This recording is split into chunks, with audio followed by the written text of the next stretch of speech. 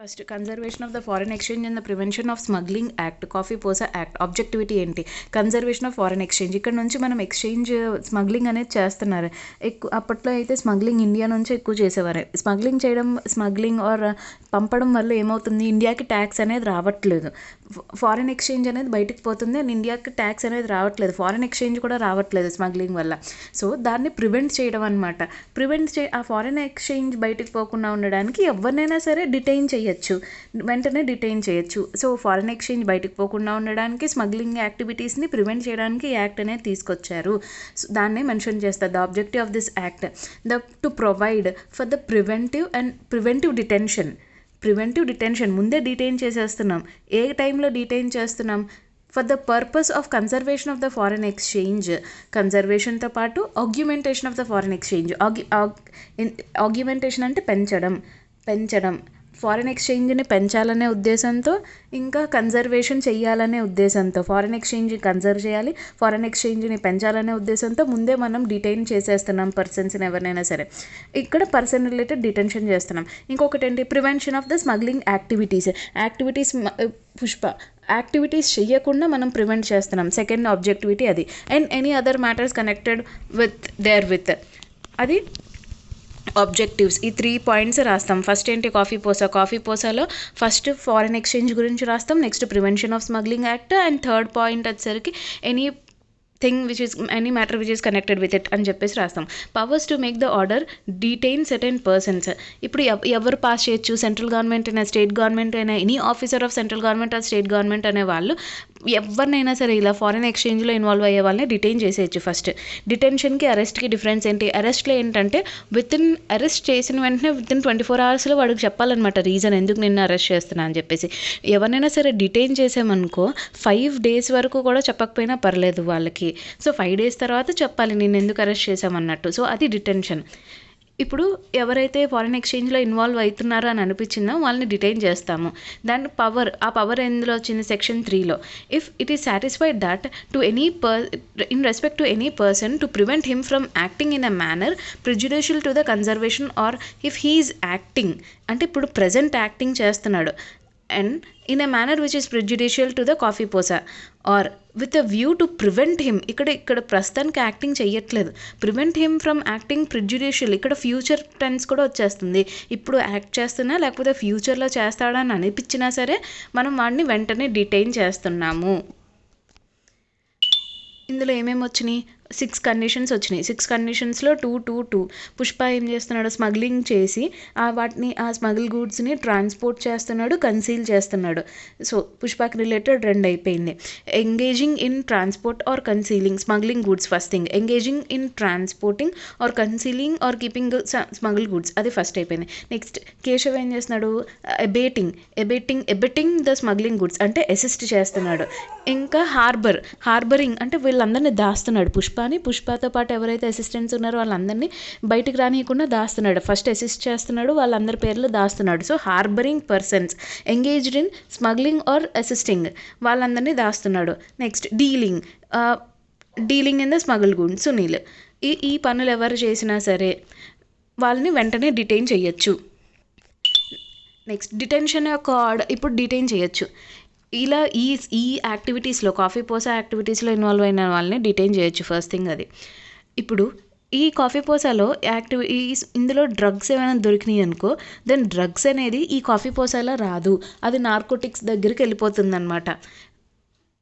No order of the detention shall be made under this act for the prevention of illicit trafficking in the narcotic drugs and psychotropic substances act 1988. అదే జమ్మూ కాశ్మీర్లో narcotic drugs దొరికినా కూడా అంతే. ఈ detention order అనేది ఈ section 3 ప్రకారం detention order అనేది అప్లికబుల్ కాదు నార్కోటిక్ డ్రగ్స్ పైన. అంటే కాఫీ పోసాలో నార్కోటిక్ డ్రగ్స్ గురించి రాదు. ఇప్పుడు ఏంటంటే సెంట్రల్ గవర్నమెంట్ కానీ స్టేట్ గవర్నమెంట్ కానీ పుష్ప అనే అతను పారిపోయి చెన్నైలో ఉన్నాడు. ఏపీ అతను చెన్నైలో దొరికాడు. చెన్నై నుంచి మరి ఇది సెంట్రల్ గవర్నమెంట్ సెంట్రల్ గవర్నమెంట్ ఏం ఆర్డర్ ఇచ్చిందంటే పుష్పని పట్టుకోమని ఇచ్చింది. అది స్టేట్ టు స్టేట్ తిరుగుతూ ఉంటాడు కదా, పుష్ప ఒక్క చోట ఉండాడు కదా. స్టేట్ టు స్టేట్ తిరిగినప్పుడు ఏదో ఒక స్టేట్లో పట్టుకుంటారు అతన్ని ఏదో ఒక స్టేట్లో పట్టుకున్నప్పుడు మరి పట్టుకున్నామని చెప్పి సెంట్రల్ గవర్నమెంట్కి చెప్పాలి కదా. ఏ స్టేట్లో పట్టుకున్నారో వితిన్ 10 daysలో సెంట్రల్ గవర్నమెంట్కి చెప్పాలి. The order of detention made by the central government or officer of the central government shall forward the same within 10 days of the central government. ఇది ఇందాక నేను చెప్పాను కదా 5 days లోపల చెప్పాలన్నట్టు. ఇప్పుడు డిటైన్ చేశారు, అతను ఎందుకు డిటైన్ చేసామనేది 5 days లోపల చెప్పాలి. అది ఎక్కడ మెన్షన్ చేసింది? యాజ్ పర్ ఆర్టికల్ 22 ప్రకారం communication of the grounds on which the order has been made. Communication of the grounds ఎప్పటి లోపల చెప్పాలి? డిటెన్షన్ చేసిన 5 days లోపల చెప్పాలి. ఇంకా ఎక్సెప్షనల్ కేసెస్లో 15 days వస్తుంది. ఎక్సెప్షనల్ కేసెస్లోనే 15 days వరకు వాడికి చెప్పకపోయినా పర్లేదు. యూజువల్గా అయితే 5 days లోపల చెప్పాలి communication of the grounds why he has been arrested అనేది. అది ఎక్కడ మెన్షన్ చేశారంటే ఆర్టికల్ 22లో మెన్షన్ చేశారు. ఇప్పుడు ఇదొకటి. Next, a detention order may be executed at any place in India. Detention order ఎక్కడైనా చేయొచ్చు, any place in India. Power to regulate the place or conditions of the detentions and removing the person detained from one place of detention to another shall be specified by the appropriate government who passed the order of the detention. ఇక్కడ appropriate government అనేది వాడుతున్నాం. Appropriate government అంటే ఒక్కొక్కసారి ఇప్పుడు పుష్ప ఇక్కడ ఉంటున్నాడు కాబట్టి తెలంగాణ అనేది మనకి అప్రాప్రియేట్ గవర్నమెంట్, వాడు గుజరాత్ వాడైతే గుజరాత్ అనేది అప్రాప్రియేట్ గవర్నమెంట్. సో అలా అప్రాప్రియేట్ గవర్నమెంట్ అనే పదాన్ని వాడుతున్నారనమాట డిటెన్షన్లో. ఇప్పుడు 2 or more గ్రౌండ్స్లో చేసాము, అందులో ఒక గ్రౌండ్ అనేది సాటిస్ఫై అయ్యింది, మిగతావి సాటిస్ఫై కాలేదు. అలాగని చెప్పేసి వాడు డిటెన్షన్ ఏదైతే చేసామో అది ఇన్వాలిడ్ అని మనం స్పెసిఫై చేయలేము. ఒక్క దాంట్లో చేసినా సరే ఇందులోకి వచ్చేస్తాడనమాట. If a person is detained for 2 or more grounds and if one of the ground is invalid, ఒక గ్రౌండ్ ఇన్వాలిడ్ అయిపోయింది, the detention order shall not deemed to be invalid. Detention order ఏదైతే ఉందో అది ఇన్వాలిడ్ కాదు. Ground invalid అయితే అయ్యింది, detention order అనేది invalid కాదు. ఇన్వాలిడ్ కానీ ఇనాపరేటివ్ కానీ అని చెప్పలేము. ఇప్పుడు ఈ సెక్షన్ ఏం చెప్తుందంటే, if a person in respect of whom a detention order has been made and has absconded or is concealing himself so that the order cannot be executed. ఇప్పుడు డిటెన్షన్ ఆర్డర్ అనేది pass చేశారు పుష్ప పైన. వాడు ఏం చేశాడంటే detention order 1 year వరకు valid ఉంటుంది. Okay, 1 year వరకు డిటెన్షన్ వాడిని చెయ్యొచ్చు. యూజువల్గా అయితే 1 year వరకు డిటెన్షన్ చేస్తారు. 1 year లోపల వాడి మీద ప్రూవ్ ఏదైనా అయిందనుకో నెక్స్ట్ ప్రాసిక్యూషన్ నెక్స్ట్ లెవెల్లో వెళ్ళిపోతుంది. ఒకవేళ 1 year లోపల ప్రూవ్ అవ్వలేదు అప్పుడు వాడిని రిలీజ్ చేసేస్తారనమాట. కానీ ఫస్ట్ డిటెన్షన్ ఆర్డర్లో వాడు రావాలి. ఓకే, వస్తున్నాడు, వాడంతటి వాడు వచ్చాడంటే ఫైన్. ఒకవేళ వాడు అబ్స్కాండ్ అయిపోయాడు అనుకో డిటెన్షన్ కాకుండా, then make a report. Appropriate government ఏదైతే ఉందో it will make a report to the JMFC in which he resides. వాడు ఎక్కడున్నాడో అక్కడ రిపోర్ట్ చేస్తారనమాట. ఆ రిపోర్ట్లో చెప్తారు ఇలాగ నువ్వు ఈ టైంలో ఈ హియరింగ్ దగ్గర ఇక్కడ రావాలి. ఒకవేళ రాలేదనుకో నీ మీద ఎక్స్ట్రా 1 year ఇంప్రిజన్మెంట్ ఉంటుంది డిటెన్షన్ కాకుండా, ఆర్ ఫైన్ ఆర్ బోత్ ఇలా ఉంటుంది. అదే చెప్తున్నారనమాట. If a person in respect of whom the detention order has been made has absconded or is concealing himself so that the order cannot be executed, the appropriate government may make the report in writing the facts to the magistrate of the first class JMFC where the said person resides. Appropriate government writing lo పంపుతుంది. The provisions of the CRPC shall apply in respect of the said person and his property. The offence shall be cognizable offence. First, direct the person. ఏం రైటింగ్లో ఏమేమి ఉంటుంది? Direct the person to appear before such office at such place with in such period specified. So ఆ పర్సన్ని ఆ office దగ్గరికి, ఆ place దగ్గరికి, office place దగ్గరికి చెప్పిన టైం కల్లా రావాలి అన్నట్టు డైరెక్ట్ చేస్తున్నారు. If he fails to comply or unless proves that it is not possible for him to comply. వాడు రాకపోయినా సరే, లేకపోతే అట్లీస్ట్ చెప్పాలి వాడు ఎందుకు రావట్లేదు అనేది. ఫెయిల్ అయితే పనిష్మెంట్ వస్తుంది. ఇప్పుడు ఏమైంది, అప్రాప్రియేట్ గవర్నమెంట్ ఏదైతే ఉందో అది అరెస్ట్ చేసింది. ఇప్పుడు అప్రాప్రియేట్ గవర్నమెంట్ డిటైన్ చేసిందే మళ్ళీ ఫైసలా ఇచ్చిందంటే అక్కడ కొంచెం బాగోదు. కాబట్టి ఏం చేశారంటే అది అడ్వైజరీ బోర్డ్ దగ్గరికి ఫార్వర్డ్ చేశారు. ఈ అడ్వైజరీ బోర్డ్ దగ్గరికి ఫార్వర్డ్ చేశాక అతన్ని ఇతను డిటెన్షన్లో ఉంచాలా ఉంచకూడదా అన్నట్టు అడ్వైజరీ బోర్డ్ అనేది ఫైసలా తీసుకుంటుంది. అడ్వైజరీ బోర్డులో ఎవరు ఉంటారు, మినిమం 3 మెంబర్స్ ఉంటారు. ఒక chairperson and 2 other persons possessing the qualifications. So ఇక్కడ అంటే మినిమం 3 మెంబర్స్ ఉంటారు కాబట్టి మెజారిటీ ఎవరు ఏం చెప్తున్నారో దాని ప్రకారం జరుగుతుంది. సో ఇక్కడ ఏంటి, అప్రాప్రియేట్ గవర్నమెంట్ ఏదైతే ఉందో అది అడ్వైజరీ బోర్డుకి రిఫరెన్స్కి పంపుతుంది. ఎప్పటి లోపల పంపాలి, ఈ మనిషిని డీటైన్ చేసిన 5 వీక్స్ లోపల పంపుతుంది అనమాట. మనిషిని డీటైన్ చేసిన 5 వీక్స్ లోపల అడ్వైజరీ బోర్డు దగ్గర పంపుతుంది. అడ్వైజరీ బోర్డుకి యాక్చువల్గా అడ్వైజరీ బోర్డు డెసిషన్ చెప్పాలన్నమాట, ఈ మనిషిని డిటైన్ చేయాలా లేదా అని చెప్పేసి. ఆ డెసిషన్ ఎప్పటి లోపల చెప్తారంటే వాడిని డిటైన్ చేసిన 11 వీక్స్ అన్నట్టు వచ్చింది. వాడిని డిటైన్ చేసిన 11 వీక్స్ అన్నట్టు చెప్పారు. అంటే సింపుల్గా ఏంటంటే యాక్చువల్గా అయితే 5 వీక్స్ అడ్వైజరీ బోర్డు దగ్గరికి అడ్వైజరీ బోర్డు వరకే చూద్దాం. అడ్వైజరీ బోర్డు వరకు ఎలా వస్తుంది, ఫస్ట్ మనిషిని డిటైన్ చేసిన 5 వీక్స్ లోపల వాడి దగ్గరికి పంపాము. 5 వీక్స్ పంపాము. 5 వీక్స్లో వాడి దగ్గరికి వచ్చాక వాడు అడ్వైజరీ బోర్డుకి ఏంటి, వాళ్ళ దగ్గరికి వచ్చాక కోర్టు దగ్గరికి వచ్చాక నెక్స్ట్ 6 వీక్స్ ఉందన్నమాట. ఆ 6 వీక్స్ లోపల డెసిషన్ చెప్పాలి సింపుల్గా. కానీ వాళ్ళు అలా చెప్పకుండా ఏంటంటే డిటెన్షన్ నుంచి టైం లైన్ తీసుకున్నారనమాట. అడ్వైజరీ బోర్డు ఎప్పుడు లోపల రిజల్ట్ అనేది చెప్పాలన్నట్టు. డెసిషన్ ఎప్పుడు లోపల చెప్పాలంటే ఫస్ట్ ఏంటంటే ఫస్ట్ 5 వీక్స్ లోపల అడ్వైజరీ బోర్డు దగ్గర తీసుకెళ్తాము. తర్వాత 11 వీక్స్ లోపల డిటెన్షన్ ఆర్డర్ అనేది వాడిని డిటెన్షన్ చెయ్యాలా వద్దా అనేది చెప్పాలి. సింపుల్గా ఇదే అనమాట సెక్షన్ 8 ప్రకారం. అడ్వైజరీ బోర్డు ఇప్పుడు చదువుతున్నా. Advisory board Constitution of the Advisory Board, the chairman and 2 other person possessing the qualification ఉంటారు. ఇది ఏంటంటే reference to the appropriate government by appropriate government to the advisory board. ఎప్పటి లోపల రిఫరెన్స్ చేయాలి, within 5 weeks from the date of the detention of the person under a detention order reference అనేది చేస్తాము. Advisory board shall after considering the references and the materials placed before it and after calling for such other information as it may deem necessary and if required after hearing from the concerned persons may prepare a report within 11 weeks from the date of the detention order. So advisory board 11 weeks లోపల from the date of detention order లోపల ఇవ్వాలి. ఎలా ఇస్తారు, ఏమేమి references, materials placed before it అన్నిటినీ consider చేస్తుంది అనమాట. Further information ఏదైనా కావాలనుకున్నా ఇఫ్ నెసెసరీ అడుగుతుంది, హియరింగ్ చేస్తుంది. ఇవన్నీ చేశాక ఒక రిపోర్ట్ అనేది ప్రిపేర్ చేస్తారు కదా ఎవరైనా సరే. So advisory board shall after considering the reference first reference వచ్చింది and the material placed before it and after calling for such further information as it may deem necessary.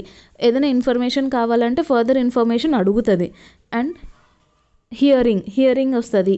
Hearing అనేది వస్తుంది. ఇద్దరిది hearing వచ్చాక report అనేది prepare చేస్తుంది. ఇప్పుడు hearing టైంలో ఏంటంటే ఎవరైతే ఇప్పుడు పుష్ప ఉన్నాడు, he is not entitled to appear by the legal practitioner. వీడి బదులు లీగల్ ప్రాక్టీషనర్ వస్తున్నారు అనేది ఇవ్వరు. వాడే చెప్పాలన్నమాట ఏదైనా ఆన్సర్. ఇంకా ఏదైతే అడ్వైజరీ బోర్డు ఆర్డర్ ఇస్తుందో రిపోర్ట్ అన్నీ కాన్ఫిడెన్షియల్గా ఉంటుంది. The person shall not be entitled to appear by the legal practitioner. The person shall not be entitled to be appear by the legal practitioner. And the proceedings of the advisory board, ప్రతి proceeding advisory బోర్డులో జరిగే ప్రతి proceeding and its report shall be confidential. Where the advisory board has reported that there is its opinion sufficient cause ఉందా లేదా, next opinion గురించి మాట్లాడతాం.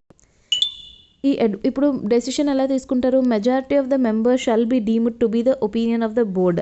ఇక్కడ minimum 3 అన్నాను కదా, అందుకే ఆడ్ నెంబర్స్ ఉన్నారనమాట. Majority of the members opinion మీద వస్తుంది. ఇంకోసారి సింపుల్గా ఫాస్ట్గా చెప్పాలంటే కాన్స్టిట్యూషన్ ఆఫ్ అడ్వైజరీ బోర్డ్ ఎలాగా, chairman and 2 other persons possessing the qualification ఉంటుంది. ఫస్ట్ రిఫరెన్స్ వస్తుంది అనమాట అప్రాప్రియేట్ గవర్నమెంట్ నుంచి. ఎప్పటి లోపల రిఫరెన్స్ వస్తుంది, within 5 weeks from the date of detention order of the person under the detention of a person. Next advisory board after considering report prepare చేయాలి. Report prepare చేసే ముందు reference materials ఏమేమి paste చేశారు దాని ముందు. After calling such further information హియరింగ్లో ఏంటి, person is not entitled to appear with the legal practitioner and proceedings ఏదైతే జరుగుతున్నాయో అన్నీ కాన్ఫిడెన్షియల్గా ఉంటుంది. రిపోర్ట్ ప్రిపేర్ చేస్తుంది. రిపోర్ట్ విత్ ఇన్ 11 weeks లోపల ప్రిపేర్ చేయాలి. 11 weeks of detention of an order from the date of detention of the person 11 weeks లోపల prepare చేయాలి. ఇక్కడ రిపోర్ట్ అనేది majority of the members shall deem it to be the opinion of the board. Majority మంది ఒప్పుకుంటే అదే opinion of the board అన్నట్టు.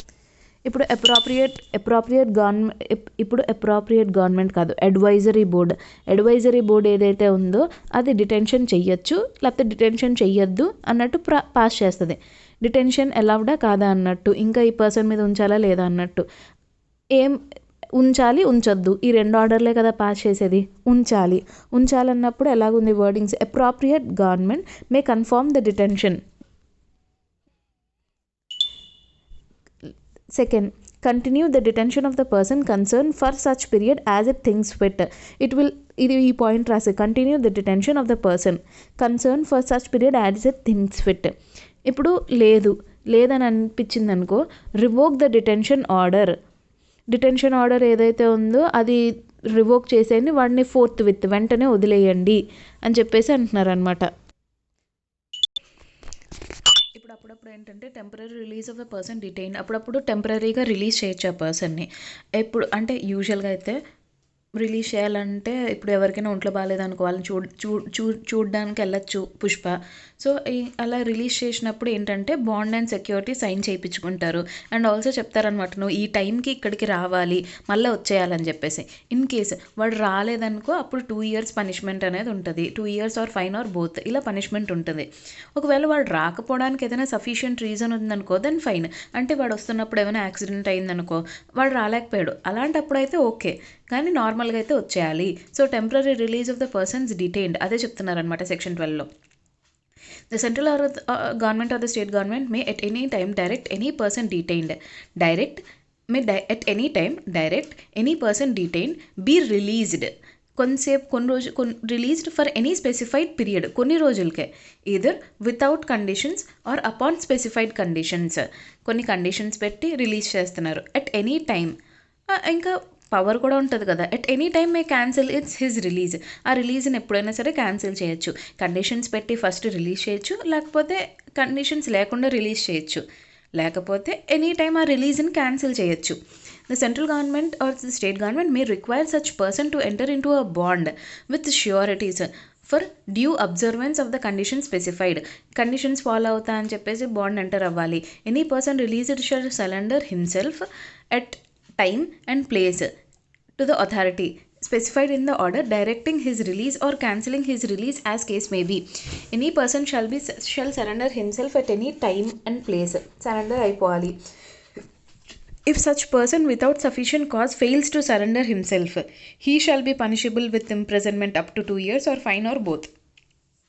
If a person released under ఎవరైతే release అయ్యాడో fails to fulfill any condition imposed, ఆ conditions అనేది follow అవ్వలేదు, the bond shall be declared forfeited and any person bound thereby shall be liable to pay the penalty. Conditions ఏదైనా breach అయ్యడానికి ఆ person bond కోసం security ఇచ్చాడు కదా, ఆ మనీ అనేది ఫోర్ఫిట్ అయిపోతుంది. అండ్ దానికి తోడు ఎక్స్ట్రాగా పెనాలిటీ అనేది పే చేయాలి. సింపుల్గా టెంపరీ రిలీజ్లో ఇప్పటి వరకు ఏమైందంటే సెంట్రల్ గవర్నమెంట్ కానీ స్టేట్ గవర్నమెంట్ కానీ టెంపరీగా ఒక పర్సన్ని ఈ పీరియడ్ వరకు అని చెప్పేసి వదలొచ్చు. వదలాలంటే ఫస్ట్ బాండ్ అనేది ఫైల్ చేయాలి. వాడు వదలడం with conditions or without conditions కూడా వదలొచ్చు.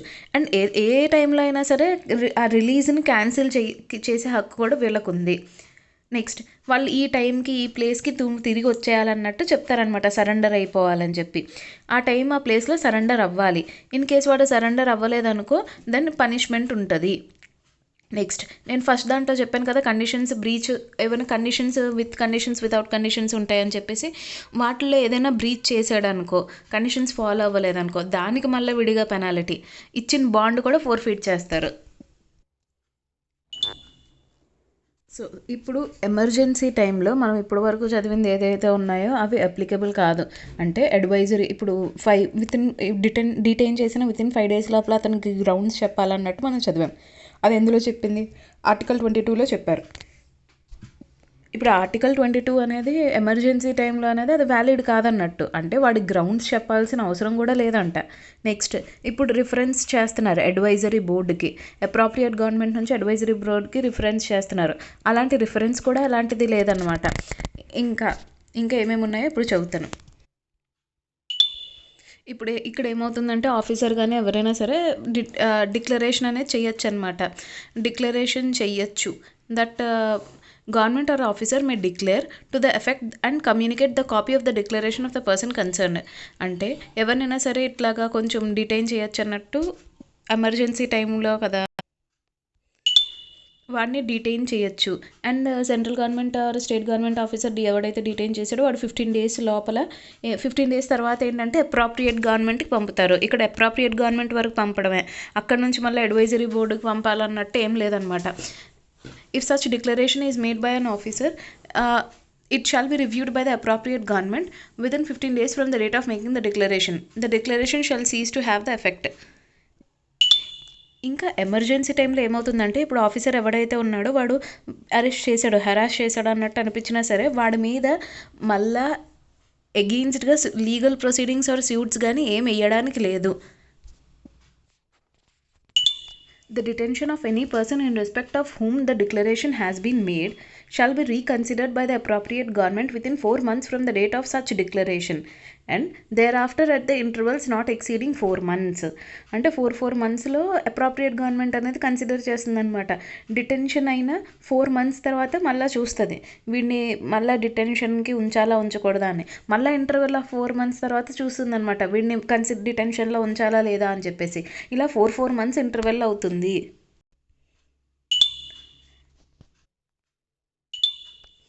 ఒక్కొక్కసారి ఏంటంటే ఏజీ అంటే అప్రాప్రియేట్ గవర్నమెంట్ కానీ ఆఫీసర్ కానీ may act on the basis of the information and the materials or in the position act చెయ్యొచ్చు వితౌట్ డిస్క్లోజింగ్ ద ఫ్యాక్ట్స్. వాడికి చెప్పాల్సిన అవసరం కూడా లేదు గ్రౌండ్స్ అని చెప్పేసి అన్నాను కదా. అండ్ వాడికి ఆపర్చునిటీ ఆఫ్ బీయింగ్ హర్డ్ కూడా ఇవ్వాల్సిన అవసరం లేదు ఎమర్జెన్సీ కేసులో అయితే. అలా అలా ఎప్పుడు చేయొచ్చు? If the government thinks it is in the public interest. ఇప్పుడు వాడికి ఎవడైతే ఇప్పుడు పుష్పకి మనం ఆపర్చునిటీ ఆఫ్ బీయింగ్ హర్డ్ కూడా ఇవ్వలేదన్నమాట. ఇవ్వనందుకు వాడు ఆఫీసర్ మీద మళ్ళీ వేయడానికి లేదు. ఎందుకంటే any person detained given any person as detained as given above అంటే వాడికి ఆపర్చునిటీ ఆఫ్ బీయింగ్ హర్డ్ ఇవ్వలేదు, లేకపోతే డిస్క్లోజ్ ఫ్యాక్ట్స్ వాడిని ఎందుకు చేసామో డిస్క్లోజ్ చేయలేదు. వాడు ఆబ్వియస్గా ఎప్పుడైనా సరే కేసు వేయాలనుకుంటే కేసు వేయాలనిపిస్తుంది కానీ కేసు వేయలేడు. No suit or legal proceeding shall lie against the central government or the state government for anything done in good faith or in pursuance of this act. ఏంటంటే government అంతా కరెక్ట్గానే చేసింది, అది government అంతా కరెక్ట్గా చేసింది అన్నట్టు అనమాట చెప్తున్నారు ఇంచుమించు. మ్యాక్సిమం పీరియడ్ ఆఫ్ డిటెన్షన్ ఎంత అంటే 1 year from the date of the detention or specified period whichever expires later, whichever is later అన్నట్టు. మ్యాక్సిమం 1 year అయినా or such specified period whichever is later. కాఫీ పోసలా ఏమేమి important అంటే section 3, section 7, 8. 3 ఏంటంటే powers, 8 ఏంటంటే appropriate government, 7, 8, 12, 12A ఇవి important sections.